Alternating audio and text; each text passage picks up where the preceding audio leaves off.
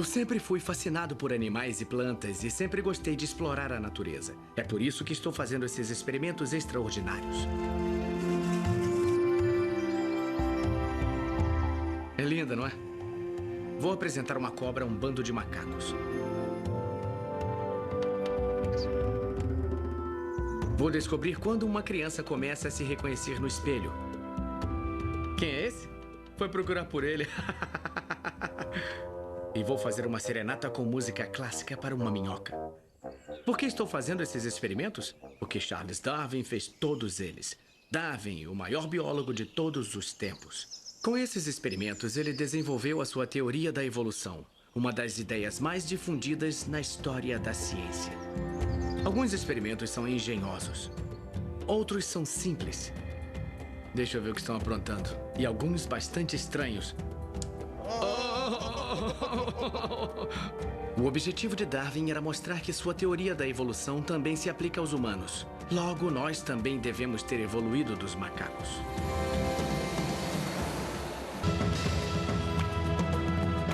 No Jardim de Darwin. Distribuição Sinapse. Sobre macacos e homens. Essa é a Down House, a casa de Charles Darwin, localizada no condado de Kent. Estou aqui no jardim, onde ele passou grande parte da vida se distraindo na estufa. Darwin não era um jardineiro comum. Ele transformou a casa e seu entorno em um laboratório vivo e se propôs a provar que todo o mundo natural evoluiu de seres mais simples. Eu quero recriar algumas das brilhantes investigações e ambiciosos experimentos que colocaram Darwin no centro de uma explosiva controvérsia, que ainda continua nos dias de hoje. Em 1859, Darwin publicou este livro, A Origem das Espécies. Imediatamente, as pessoas viram as implicações óbvias, que nós, humanos, devemos ter evoluído também. Somos apenas primatas. Só que para o homem vitoriano, que acreditava que fomos criados por Deus, essa ideia era bastante perturbadora. Cartunistas zombavam de Darwin e caricaturavam sua teoria, mas ele não se abalou. Darwin usava a observação, os experimentos e a dedução para defender sua teoria. Não contava com a ajuda das modernas técnicas de genética e DNA. Ao invés disso, ele encontrava maneiras engenhosas de provar que os animais possuem qualidades que até o momento eram definidas como aquilo que nos torna humanos. Eu acho que esses experimentos sobre a evolução humana foram os mais brilhantes e muito criativos. Darwin se aventurou em áreas como psicologia infantil e estudou como demonstramos as emoções, o que o colocou muito à frente do seu tempo.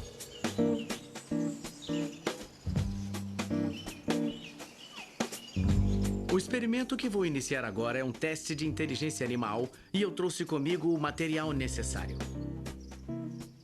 Eu tenho tudo que eu preciso aqui. Banha, visão noturna. Agora vamos conhecê-lo. O biólogo Kevin Butt veio se juntar a mim aqui na Down House. Ele veio me ajudar a encontrar alguns voluntários para o experimento de Darwin. Minhocas. Aliás, tenho que dizer que em se tratando de inteligência animal, eu nunca teria pensado em uma minhoca.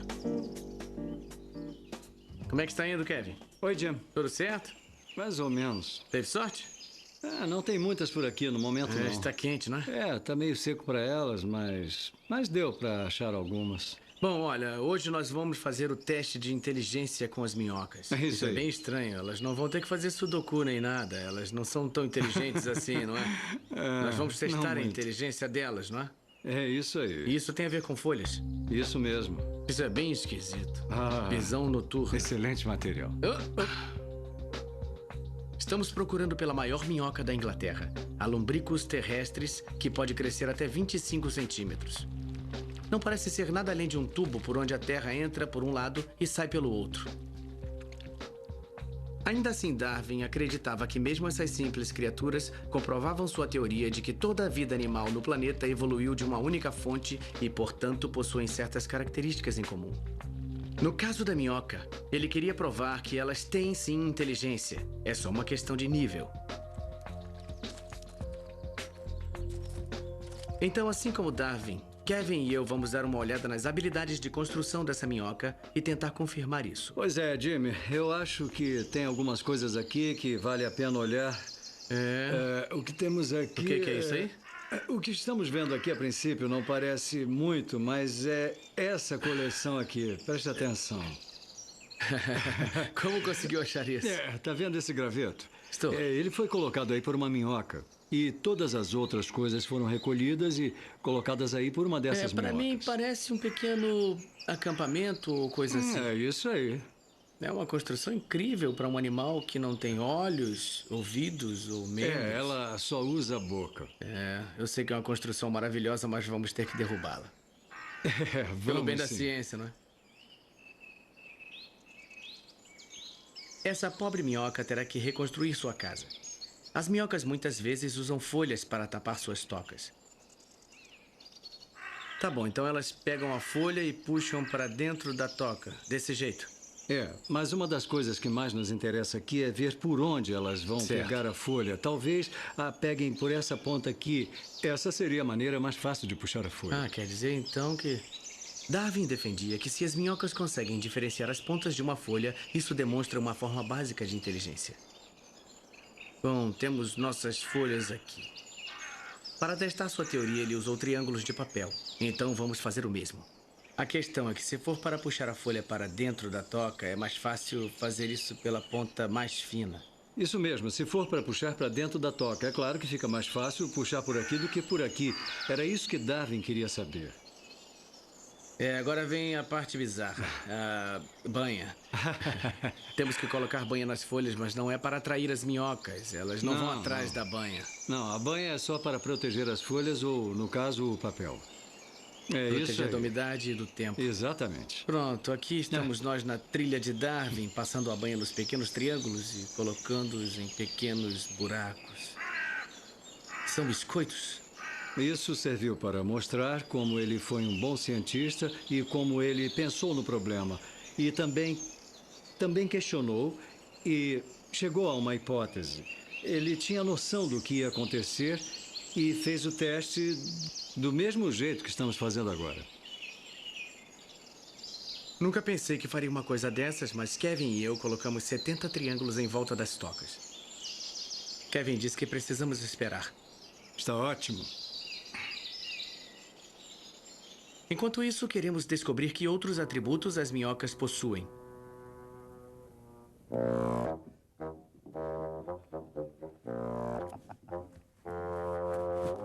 Darwin usava a família toda. Então eu trouxe uma fagotista e algumas crianças da escola local para me ajudar. Eu quero que eles façam barulhos diferentes para ver se as minhocas possuem algum outro sentido, como a audição. Se elas ouvirem alguma coisa, certamente vão reagir e voltar para suas tocas.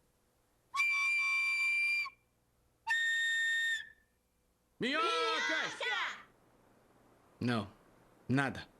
Bom, vocês vão pra lá e você fica perto do piano. Eu preciso de você.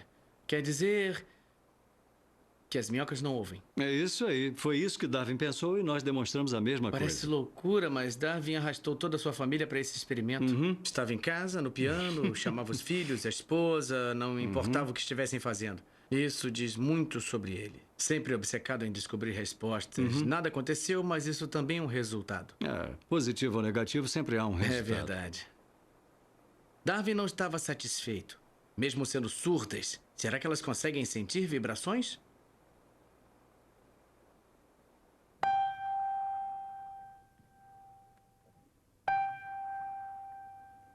Tem alguma coisa acontecendo, mas não muito. Qual é a ideia? Se sentirem algum tipo de vibração, o que as minhocas farão? Bom, elas devem voltar para a toca rapidamente. Tenta essa aqui. Viu? Ela está se movendo, olha. Comparado com os gritos e os apitos e todo o resto, ela está se movendo, sem dúvida, olha. O experimento de Darwin mostrou que as minhocas podem não ouvir as notas, mas conseguem detectar a vibração do piano. As minhocas são mais ativas à noite. Então está na hora de Kevin e eu adentrarmos na floresta escura onde deixamos os triângulos de papel. Você está com o seu? Estou sim. Eu estou com o meu. Isso aqui o Darwin não tinha, não é? Com certeza não. Nós temos uma vantagem sobre ele aqui. Tá bom, vamos ver o que elas estão aprontando.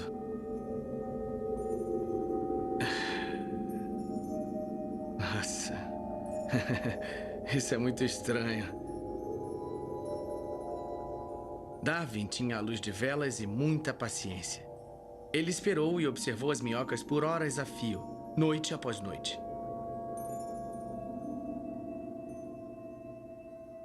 Vamos ver se também conseguimos flagrar essas criaturas tímidas em ação. Parece que esses aqui não foram tocados. Você acha que ainda é muito cedo? Pode ser que as minhocas ainda não estejam ativas. Talvez precisem de mais tempo.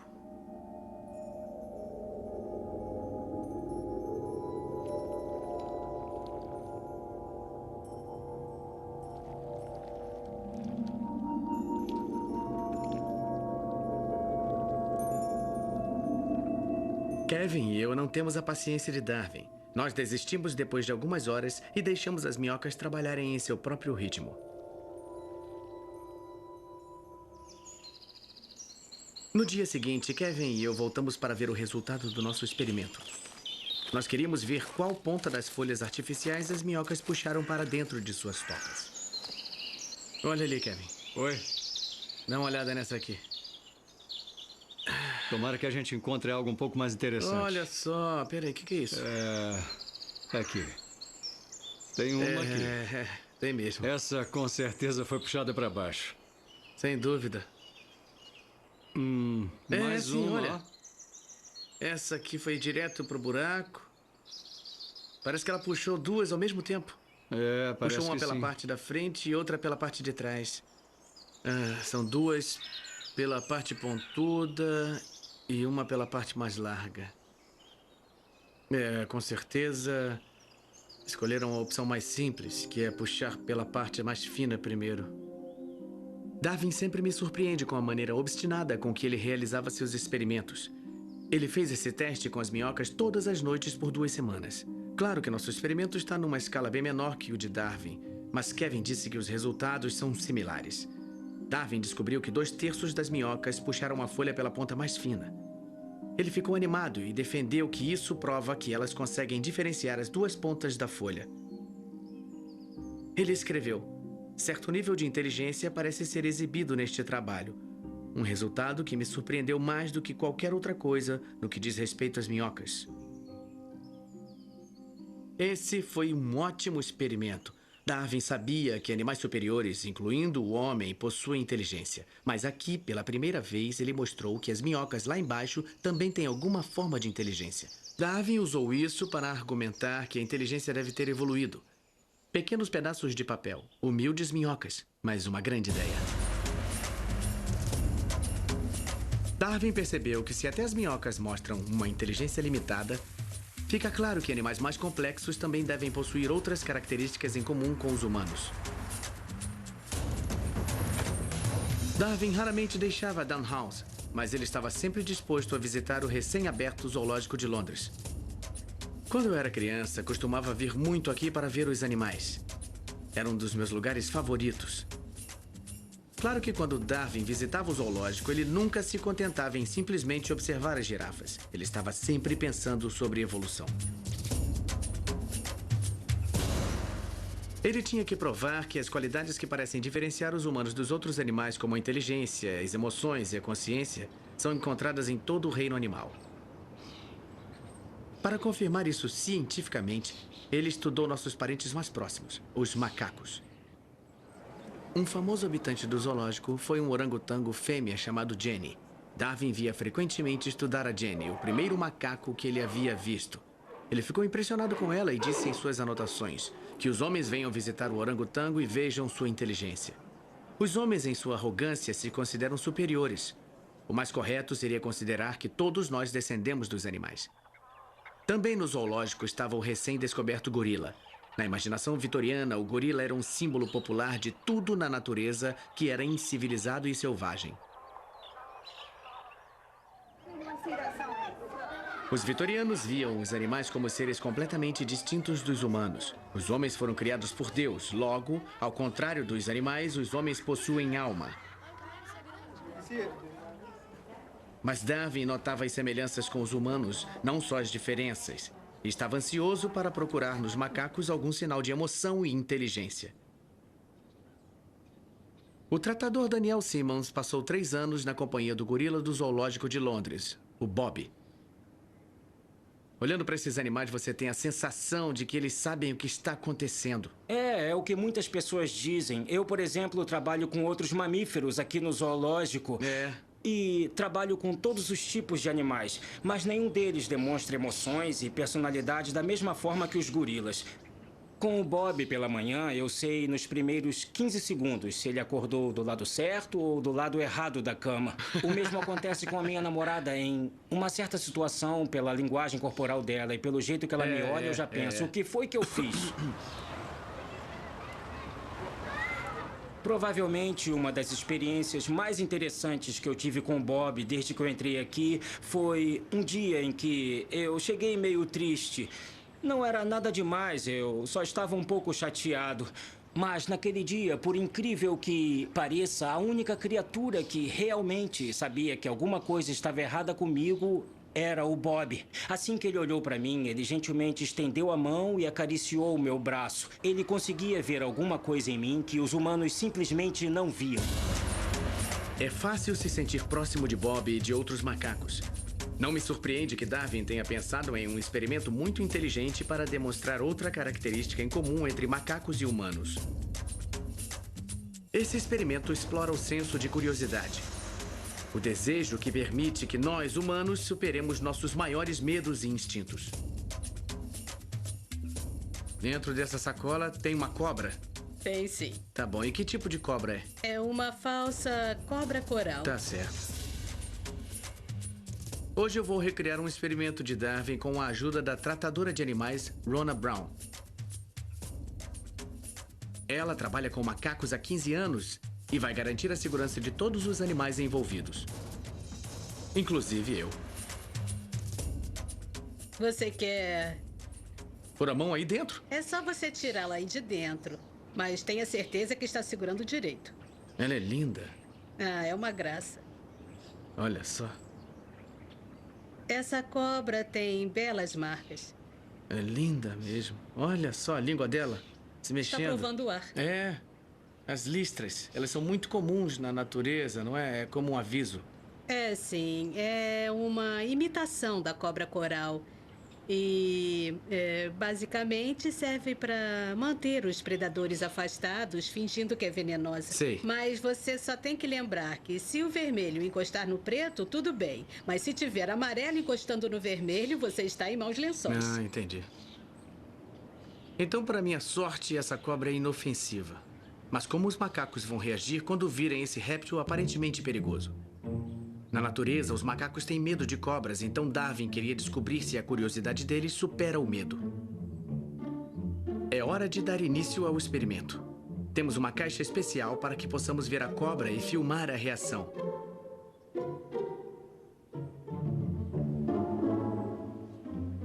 O palco está pronto. O próximo passo é soltar os macacos. Lá vem eles.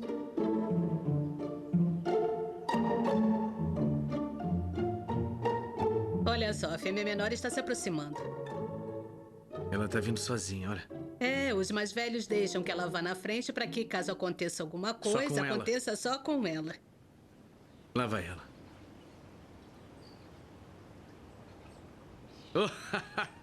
Nossa. Ela não gostou nada disso. A cobra está saindo da caixa. Isso mesmo. Podemos deixá-la sair um pouco para ver o que acontece, para ver a reação deles. Que incrível. Saíram correndo. Fugiram para a parte mais alta. É impressionante. Os macacos reagiram com medo quando viram a cobra, assim como teriam feito na natureza. Olha só esses dois sentados juntos, observando. Eles estão se aconchegando para um tranquilizar o outro. Se confortando. Exatamente. Foi isso que o Darwin percebeu, não foi? Ele viu a curiosidade que havia entre os macacos. Ele se aproximando para ver o que era. Assim como nós somos curiosos. São curiosos como nós. Olha só a cara deles.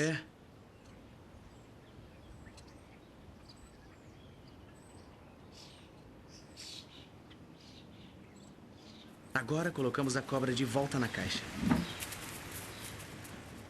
Lá vão eles. Mesmo tendo visto o primeiro macaco sair correndo, esse aqui ainda está curioso.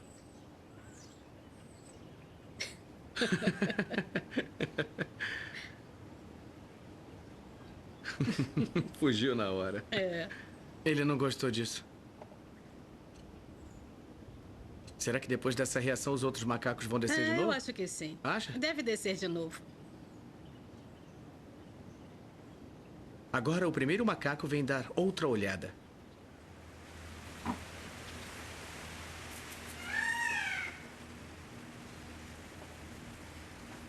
Em breve, todos os macacos ficam curiosos para olhar. Nosso resultado é bastante semelhante com o comportamento dos macacos observado por Darwin. Ele escreveu: a curiosidade foi tão grande que eles não resistiram à vontade de saciá-la de uma forma bastante humana, levantando a tampa da caixa onde estavam as cobras. Darwin ficou encantado. Para ele, o desejo dos macacos de descobrir o mundo à sua volta é uma evidência clara de que os macacos possuem um senso de curiosidade bastante semelhante ao encontrado nos humanos.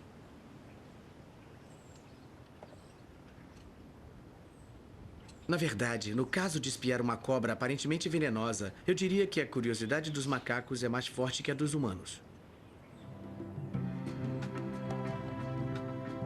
Gradualmente, ao longo dos anos, Darwin construiu sua teoria da evolução dos homens ao traçar um paralelo de comportamentos entre homens e animais.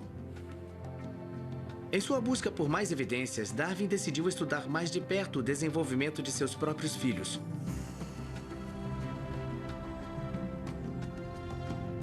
Bom, eu não tenho filhos, então eu vim para a cidade de Callander, nas montanhas escocesas. Oi, pessoal! Eu vou me encontrar com um monte de crianças e com os psicólogos infantis Rohini Terry e Gwyneth Sneddon. Estão acompanhando o progresso deste novo bebê, a filha de Rohini, Phoebe, de 8 semanas. Vocês têm documentado o desenvolvimento da Phoebe da mesma maneira que o Darwin fez com os filhos dele? Isso mesmo. Mais ou menos 1 hora depois dela nascer, nós filmamos algumas coisas como o reflexo de preensão da Phoebe e vários outros reflexos, como o reflexo da sucção, que certamente ainda é uma questão de sobrevivência. Se os bebês não soubessem sugar, estariam em maus lençóis. Seria um problema. O reflexo de Babinski é quando o dedão do pé se flexiona quando tocamos o pé. E o reflexo do medo provavelmente também esteve relacionado com a questão da sobrevivência durante a evolução, mas não é mais. Essa compreensão moderna dos primeiros reflexos de uma criança é baseada no trabalho de Darwin. A Phoebe, assim como os outros bebês, nasceu com uma preensão palmar que permite que ela suporte o peso do próprio corpo. Esse reflexo é muito forte, mas vai diminuindo nos primeiros meses de vida e é substituído pela apreensão voluntária.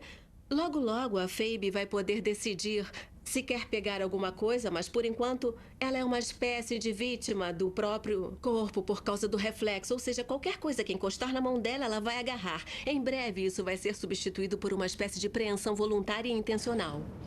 Pesquisas recentes mostram que esses reflexos também estão presentes em outros primatas. Portanto, essa habilidade dos humanos é provavelmente remanescente dos nossos antepassados primatas.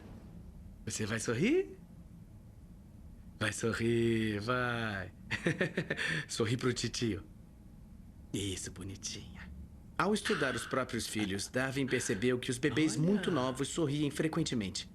Todos os bebês nascem com uma habilidade inata para sorrir. É um reflexo.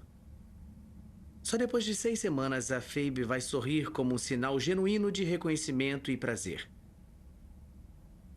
Darwin viu esse sorriso na 6ª semana em seus filhos e escreveu: esses foram sorrisos verdadeiros indicando prazer, pois os olhos deles brilhavam e suas pálpebras se fecharam um pouco. Vamos, meu amor. Cadê o sorriso da mamãe? Cadê o sorriso? Cadê? Darwin concluiu que o primeiro reflexo do sorriso ajuda os bebês a sobreviver. Ele faz com que os pais queiram ficar olhando para eles, o que é certamente um benefício para o bebê. Enquanto observava as crianças, Darwin fez outra descoberta intrigante. Ele foi o primeiro cientista a questionar quando as crianças se tornam conscientes de si. Eu quero repetir o experimento de Darwin. Só preciso de um espelho, de um batom e de uma criança pequena. Então, quem é esse rapazinho? Esse é o Alistair. Oi, Meu Alistair. amor, que lindo. Assim... Para a nossa versão do teste de autorreconhecimento, a Gwyneth trouxe Alistair de 13 meses. Sem ele perceber, ela sujou a bochecha dele de batom. Agora o colocamos na frente de um espelho. O pequeno Alistair claramente vê que se trata de um bebê. Mas será que ele sabe se a imagem é dele ou de outro bebê? Quem é esse? Quem é esse? É outro bebê, Alistair? Era outro bebê ou era você? Era outro? Ele foi procurar. Ele não está aqui. Alistair olhou atrás do espelho como se procurasse pelo novo amigo. Ele nem tocou na marca vermelha em seu rosto porque achou que estivesse no rosto de outra criança. Ele não reconheceu a criança no espelho como sendo ele mesmo. Era você ou era outro bebê? Fala pro Titi, fala. O próximo no teste do batom é o Iwan. Vem, Iwan. Quantos anos tem o Iwan? Ele tem 2 anos. 2 anos de idade? É. Que mancha é essa aí, Iwan? O que é isso na sua Você bochecha? consegue limpar? Na mesma hora ele coloca o dedo lá. Ele viu rapidinho, não é? É você? Tem certeza que não é outro menino? Está se Isso. vendo, não está? Está se Você vendo, é consegue, você. Iwan tem 2 anos e percebeu que o reflexo que ele viu no espelho era o seu, enquanto Alistair, que tem pouco mais de 1 ano, não se reconheceu.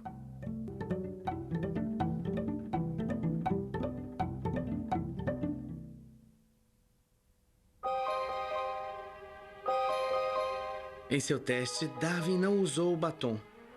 Ao invés disso, ele segurou seu filho mais velho, William, na frente do espelho diversas vezes. A princípio, William não se reconheceu, mas alguns meses depois, Darwin notou que William gostava de se olhar no espelho.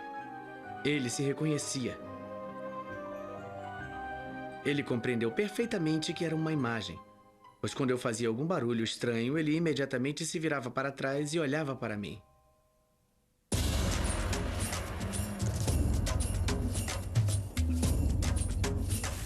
Darwin ficou fascinado com a capacidade de autorreconhecimento das crianças. Mas e os macacos? Ele se perguntou algo que ninguém havia ousado pensar antes. Os orangotangos e gorilas podem compartilhar algo tão humano como o autorreconhecimento? Desta vez, quando Darwin voltou ao Zoológico de Londres, ele levou consigo um espelho. Ele esperava descobrir se os macacos conseguem se reconhecer. O tratador David Simmons e eu vamos fazer o teste em Effie, uma gorila de 2 anos de idade. Acho que ela não gostou de você. Talvez minha presença tenha assustado a Effie. Então o David prefere começar o teste sem mim. Vamos experimentar. Tenta fazer isso então, sem mim. Veja qual é a reação dela. Se ela começar a se olhar dos mais diferentes ângulos, da mesma maneira que uma mulher se olha quando está se maquiando de manhã, nós não vamos dar nenhuma maquiagem para ela, é lógico. A mesma coisa, como se estivesse olhando para partes do rosto que ela não vê normalmente. Não, sem dúvida está olhando. Está se olhando de cima a baixo e vendo como o cabelo dela mesmo. fica de manhã. Se eu me aproximar de você, será que vai se incomodar? Bom, vamos tentar. Tenta se abaixar perto de mim. E pega o espelho. Tá, deixa eu ver se ela olha pra mim. Não se interessa quando eu faço. Traz um pouco mais pra frente para que fique bem na frente dela. Viu? Ela tá olhando. Incrível. Igual aos humanos. É isso mesmo. Não são todos os animais que conseguem fazer isso. É preciso ter um certo nível de inteligência para fazer. Se você mostrar assim para um cachorro, ele não vai fazer isso. Ele vai olhar para trás do espelho para ver onde o outro cachorro está. Isso prova que eles são completamente conscientes de si. Exatamente, Ela sem sabe dúvida. que é um reflexo dela, não está pensando que é outro gorila. É claro que, certamente, se ela achasse que era outro gorila, ela estaria tentando atacar o espelho, sem dúvida. Ela sabe que é ela, mas ela só está olhando. Darwin chegou a uma conclusão parecida. Ele ficou muito impressionado. Um macaco como a Effie demonstra ser mais consciente de si do que um bebê humano como Alistair.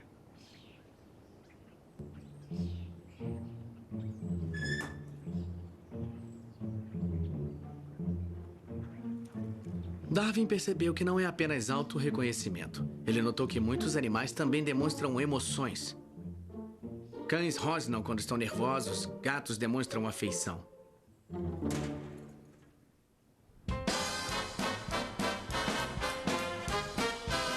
Mas estudar as emoções não é uma tarefa fácil, pois elas acontecem na mente do animal. É difícil saber exatamente o que eles estão sentindo. Para Darwin, a melhor maneira de entender as emoções era registrar sistematicamente como elas são expressas. Darwin passava horas no zoológico de Londres. Ao estudar as expressões dos macacos, ele notou a semelhança com nossas próprias expressões. Ele escreveu: um chimpanzé, em um ataque de raiva, apresentou curiosa semelhança com uma criança na mesma situação. Ele gritou com a boca bem aberta e com os lábios retraídos, de modo que os dentes ficavam à mostra. Bridget Waller é uma cientista cujo próprio trabalho com chimpanzés no zoológico de Chester confirmou esse tipo de observação.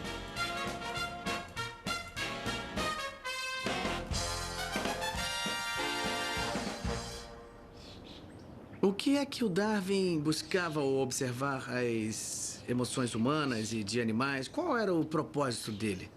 Eu acho que o que ele queria era demonstrar no contexto da evolução ou no contexto de sua abrangente teoria evolucionista que não somos tão diferentes dos outros animais, que nós também somos animais, e se somos animais, então nós devemos ter características similares às de outros animais. Talvez ele tenha resolvido usar a emoção como um exemplo para mostrar que não somos esse ser superior que pensávamos ser, que somos muito parecidos com nossos parentes primatas, como os macacos, e não é só em termos de estrutura, músculos e aparência física, é também em termos de cognição, da maneira como pensamos e sentimos. Acho que era isso que ele queria mostrar. Eles riem, bocejam se você bocejar e certamente se parecem estranhamente conosco quando estão entediados.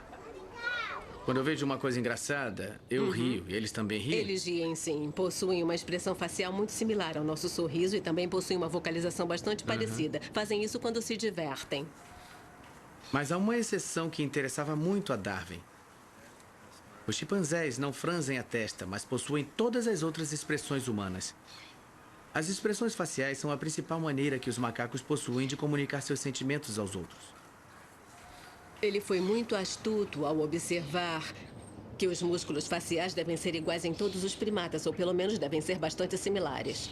Os vitorianos não ficaram muito felizes com essa ideia. Não ficariam mesmo. Isso gerou um grande problema, porque eles achavam que a emoção era uma característica exclusivamente humana dada por Deus e que nos diferenciava dos animais. Para eles, o uso dos músculos faciais era um modo único de comunicação e bastante delicado, muito preciso e muito refinado.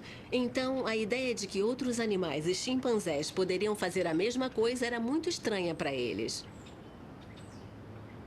Darwin teria maiores evidências de que os humanos evoluíram dos macacos se pudesse mostrar que os macacos possuem músculos faciais como os nossos. Mas para fazer isso, ele precisava antes identificar quais expressões eram criadas por cada músculo da face. Darwin ficou fascinado pela pesquisa de um anatomista francês, o Dr. Guillaume Duchenne. Ele tinha um paciente que não sentia dor. Duchenne se aproveitou desse paciente para estudar como os músculos ocultos produzem as expressões. Ele prendeu eletrodos em diferentes partes do rosto de seu infeliz paciente. Ele ligava corrente elétrica e fotografava os resultados. Para Darwin, a pesquisa de Duchenne mostrava que as expressões da emoção humana não vêm da nossa alma dada por Deus. São, na verdade, reflexos da anatomia do nosso rosto. Eu estou me voluntariando para recriar a bizarra experiência de Duchenne, com a ajuda dos maiores peritos em expressões faciais. O professor Paul Ekman, da Universidade da Califórnia, e o professor de psicologia da UCL, John Stephens. Olá, como vai? Oi, prazer em conhecê-lo. Oi, Paul, está pronto para realizar o experimento? Claro que sim. Então vamos começar. Então eu vou ser a É cobaia. isso aí. Tudo bem, o objetivo disso tudo, então, é que eu faça diferentes expressões, não é isso? Nós é que vamos fazer por você. É só relaxar. Isso, relaxa e coloca a cabeça para trás, assim. Tá bom, Agora isso. sim. Que Talvez é isso? você não saiba, mas se levantássemos a sua pele aqui, Sim. encontraríamos vários pequenos músculos. E são esses pequenos músculos que dão vida ao seu rosto. Tá bom, então são esses músculos que permitem que eu sorria, que eu pareça surpreso ou triste, todas as expressões que os humanos são capazes de demonstrar. Exatamente isso. O paciente de Duchenne não sentia dor, mas eu sinto e estou um pouco preocupado. Vamos estimular aqui e aqui. Se estimularmos aqui, você vai sorrir. Mas não queremos que faça isso voluntariamente. Deixe que a eletricidade o controle. Primeiro, vamos prender um eletrodo no seu braço. Assim. Tá. Eu odeio eletricidade. Você vai se sentir meio estranho mesmo, mas não vai doer. Não vai doer. Não me incomodo de me sentir Fique estranho. calmo. Tudo bem. O que eu vou fazer é passar uma pequena corrente elétrica por esse eletrodo para conseguirmos ativar o músculo por baixo da pele. Quer dizer que a corrente elétrica vai atravessar minha cabeça? A cabeça toda não, só a pele. Só tá os bom, músculos. tudo bem. Não vai afetar seu cérebro. Tudo bem. Não, o cérebro não. Então vamos colocar esse eletrodo aqui. Agora eu vou ligar a corrente estimuladora. Bem devagar. Relaxa. Está vendo o movimento da boca? Parece um robô, não é? Meu Deus. Neste experimento, Darwin não estava interessado nas emoções em si, mas nas contrações básicas dos músculos da face. Para ele, esses músculos evoluíram para permitir que humanos e macacos se comuniquem. Eu não estava fazendo nada e o meu rosto todo se mexeu. Quer dizer, isso nos mostra que algum músculo é responsável pelo nosso sorriso, não é? Isso mesmo, porque quando esse músculo se contrai, ele puxa a sua pele assim e forma o sorriso. Ainda está doendo?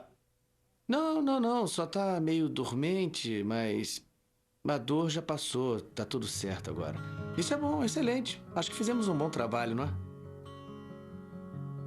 Graças a essa e outras pesquisas, Darwin construiu um quadro detalhado de quais músculos criam quais expressões. Então, Darwin já estava preparado para comparar a anatomia dos músculos faciais humanos com os estudos anatômicos dos macacos.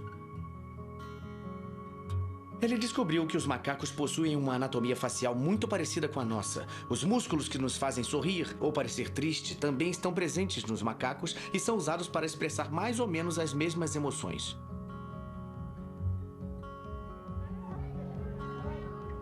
Para Darwin, esta é mais uma evidência de que macacos e humanos têm alguma relação, mas isso o levou também a outra área controversa. Superficialmente, as diferentes etnias humanas não se parecem.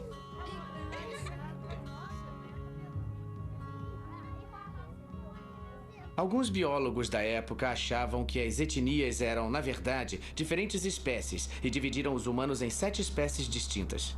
Como a maioria dos vitorianos, eles acreditavam que os caucasianos europeus eram superiores e mais humanos que os africanos e os outros povos encontrados por todo o império. Mas Darwin adotou uma postura diferente. Ele estava convencido de que não havia uma linha biológica que nos dividisse em diferentes raças. Darwin se prontificou a provar que os humanos compartilham as mesmas emoções. Logo, eles devem fazer parte de uma única espécie, o Homo sapiens. Para ajudá-lo a confirmar essa teoria, ele teve a ajuda da mais nova tecnologia, o mundo quase mágico da fotografia. Darwin coletou fotografias que ilustravam uma grande variedade de emoções. Então ele fez algo extraordinário. Ele mostrou as fotos a diversas pessoas e enviou sua pesquisa para observadores dos mais diversos cantos do mundo. Ele queria descobrir como as pessoas de diferentes etnias interpretavam as expressões mostradas. Todas concordaram. Essa expressão é de surpresa. Essa aqui é de desdém. Essa é de alegria. Certamente todas reconheceram o franzir da testa, a única expressão que os chimpanzés não possuem. Como elas exprimiam as mesmas expressões, Darwin concluiu que todas as diferentes etnias do mundo pertenciam a uma única espécie e, graças à moderna pesquisa de DNA, agora sabemos que ele estava certo.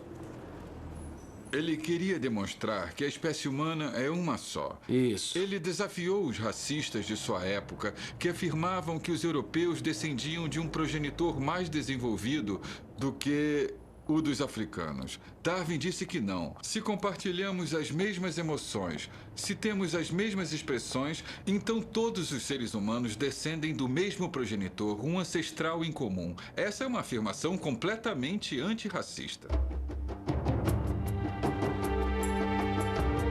Mas de onde essa espécie humana se originou? Darwin já tinha mostrado que os animais possuem muitas características em comum com os humanos. Inteligência nas minhocas, curiosidade nos macacos, autorreconhecimento e emoções em macacos. Aos poucos, Darwin construía um argumento poderoso de que a raça humana deve ter se desenvolvido de um animal, mais especificamente de um macaco. Mas Darwin sabia que havia uma lacuna em seu argumento. Ele não possuía nenhuma evidência fóssil. Em sua época, ainda não havia sido descoberto nenhum fóssil que mostrasse um estágio intermediário entre humanos e macacos primitivos. Mas isso não desanimou Darwin. Ele previu confiante que fósseis humanos primitivos seriam descobertos.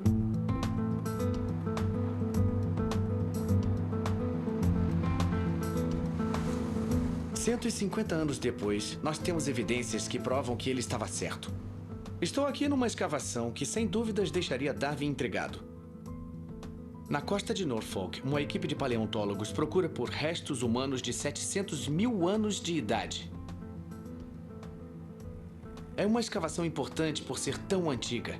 Os humanos que viveram aqui são os habitantes mais antigos da Grã-Bretanha.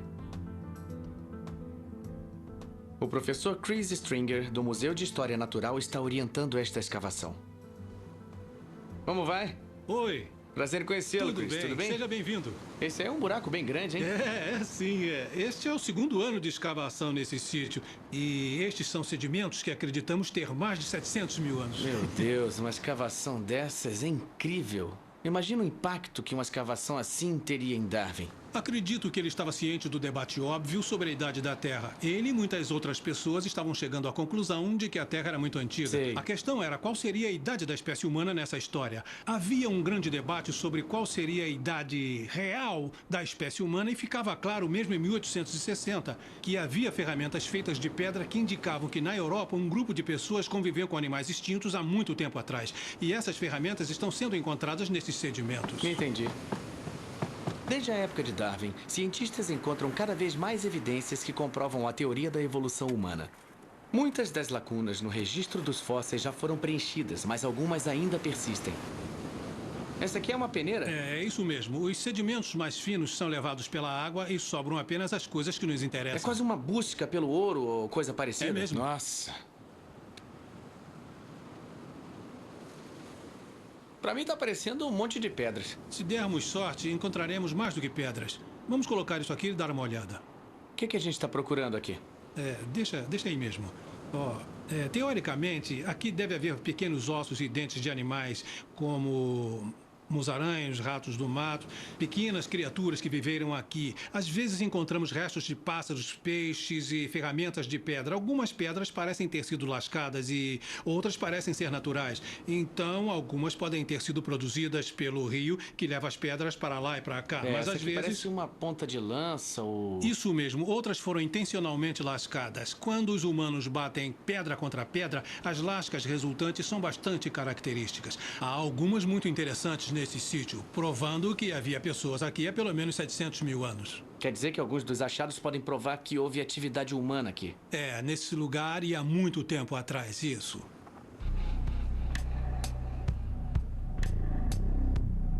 Trabalhos como esse ajudam os cientistas modernos a construir um quadro detalhado de como os humanos mais primitivos se espalharam pelo mundo. A previsão de Darwin era simples, brilhante e nada ortodoxa. Ele acreditava que se nossos parentes mais próximos, o chimpanzé e o gorila, vivem na África, então é provável que os primeiros humanos tenham vindo de lá também. Ele escreveu: é de certa forma mais provável que nossos progenitores primitivos tenham vivido no continente africano do que em qualquer outro lugar. No fim das contas, a previsão de Darwin estava certa. No início do século XX, diversos fósseis dos seres humanos mais primitivos foram descobertos na África.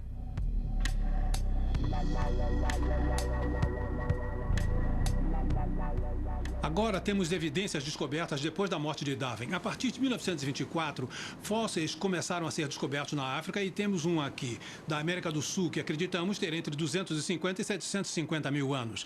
E essa é a fase da evolução. Darwin teria ficado encantado com essa criatura conhecida como australopitecínio.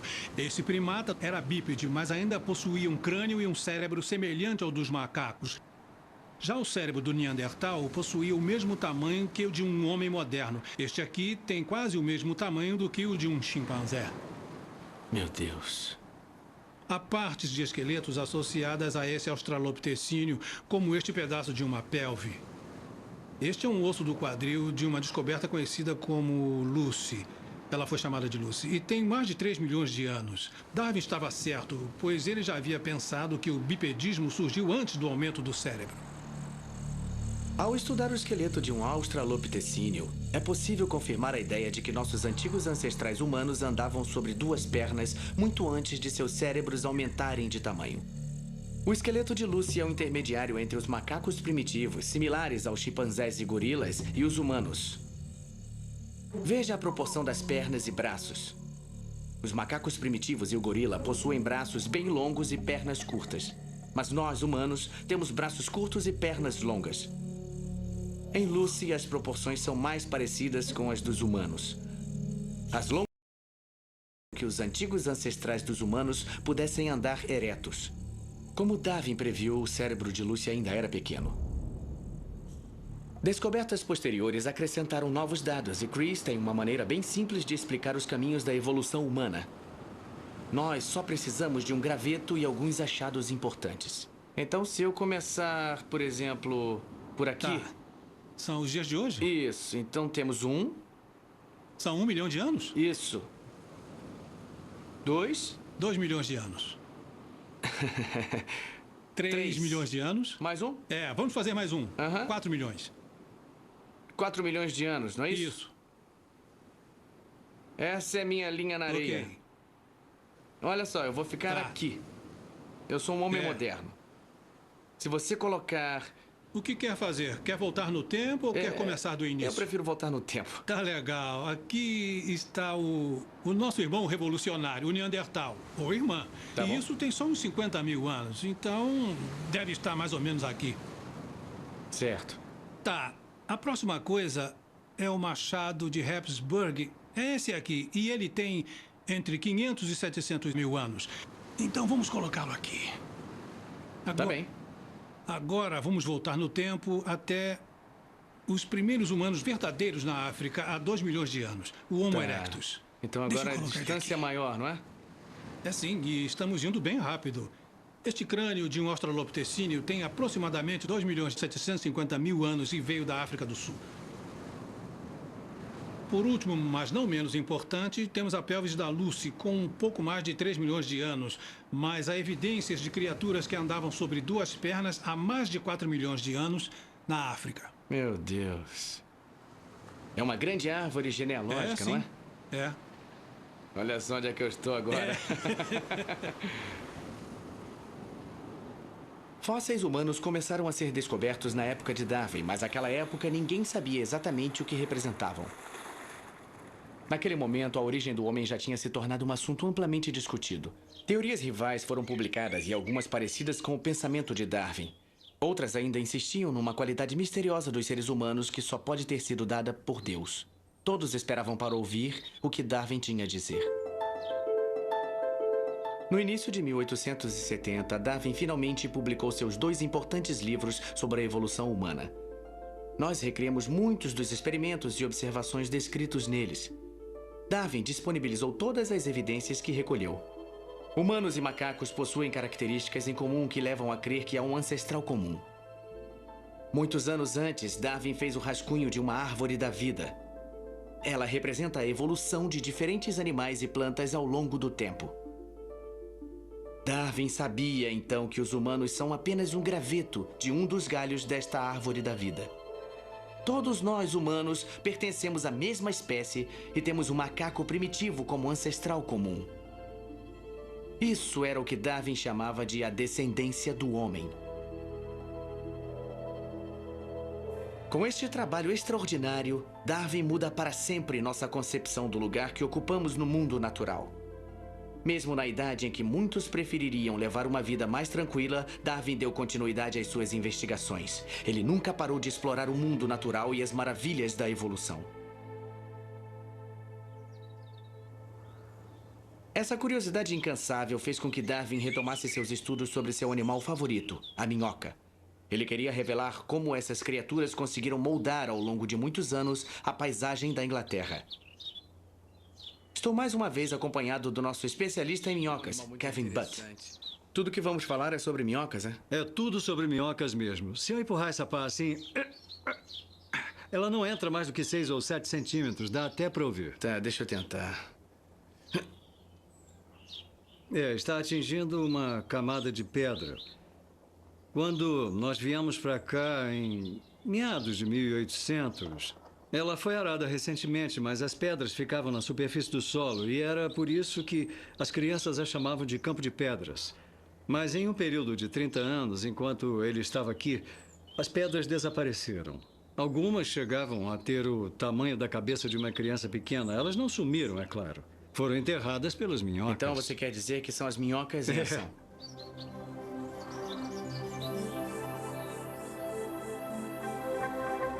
Darwin realizou uma pesquisa impressionante que mostra que em cada acre, as minhocas movem mais de 10 toneladas de terra por ano. Elas estão constantemente mexendo e movendo o solo. Assim como Darwin, Kevin colocou essas pedras no chão e vai acompanhá-las por 30 anos, enquanto as minhocas lentamente as enterram. É um experimento ambicioso. Talvez seja ambicioso, mas é muito, muito simples. Olha, eu acho que para uma semana elas já trabalharam bastante, não é? Eu quero acreditar que sim. Gostaria de vê-las de novo daqui a 5, 10 ou 15 anos e pensar que meus colegas voltarão aqui décadas depois. O trabalho de Darwin com as minhocas revelou mais uma vez a maneira extraordinária com que ele via o mundo e sua habilidade singular de nos mostrar como pequenas mudanças ao longo de milhões de anos podem ter enormes consequências. Darwin nunca parou de estudar a evolução e mesmo 3 dias antes de sua morte, ele encomendou uma nova orquídea de Kew Gardens para pesquisar e dissecar.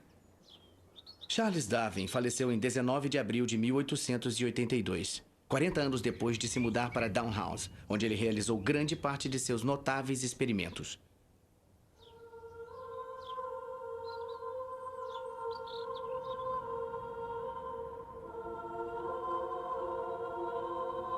Ele queria ser enterrado na igreja local, na vila de Down, mas os cientistas eminentes e seus partidários insistiram em um funeral de grande porte na abadia de Westminster.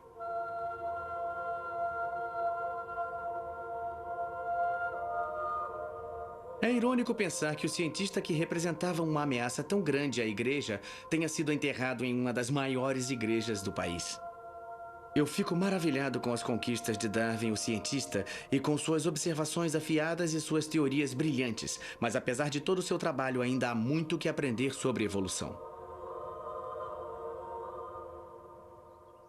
Durante essa série, eu me diverti muito repetindo os engenhosos experimentos de Darwin. A evolução é um processo contínuo. Essa é a sua oportunidade de arregaçar as mangas e se tornar seu próprio Darwin. O Mega Lab é um novo estudo realizado no Reino Unido que ajuda a descobrir como as mudanças no meio ambiente podem afetar uma determinada espécie animal.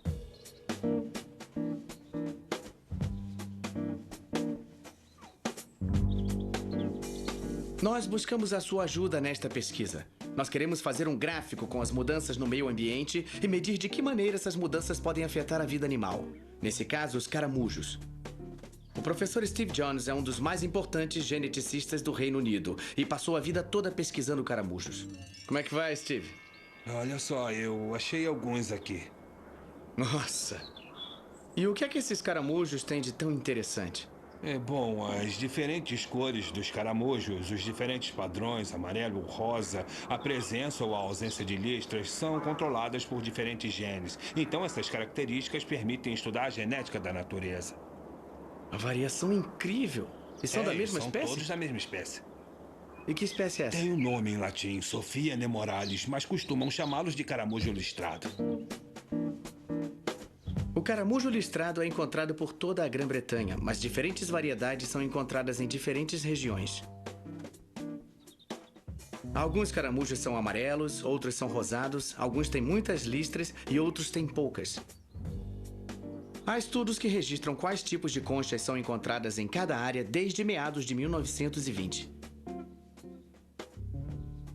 Mas muita coisa mudou no campo desde que foram realizados estes primeiros estudos. A distribuição dos caramujos mudou. A Mega Lab quer acompanhar essas mudanças.